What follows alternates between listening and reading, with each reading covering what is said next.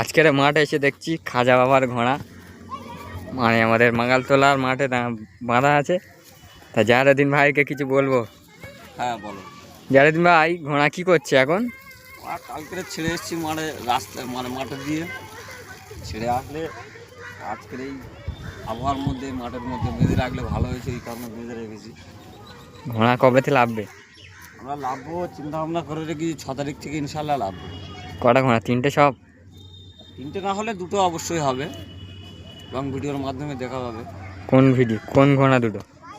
এই লাখি লাভবে, মুন্না লাভবে, চেষ্টা করবো আর একটা লাভানোর জন্য। এটা কি লাকি?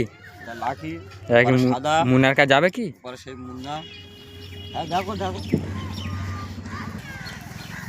এই হচ্ছে মুন্না।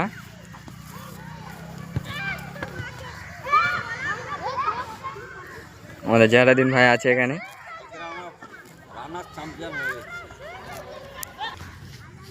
এবার এই সাদা ঘোড়ার কাছে এলাম। কি বা জাহেরুদ্দিন ভাই, সাদা ঘোড়াকে দেখতে পাচ্ছি না। এটা আমাদের খুব শখের ঘোড়া, এটা আমাদের খুব শখের ঘোড়া, ওই জন্যই রয়ে সয়ে ছাড়া হয়, বুঝলি? এই ব্যাপার। এটা কি মাঝি কেমড়েছে?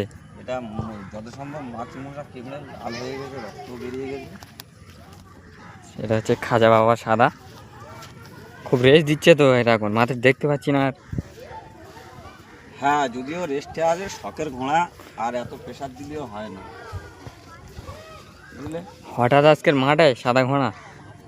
হ্যাঁ, কারণ বৃষ্টি হয়েছে তো কালকে, বা মাঠে জল কাদা আছে, তার কারণে মাঠের শুকনো জায়গা আছে, এই জন্য বাঁধা হয়েছে।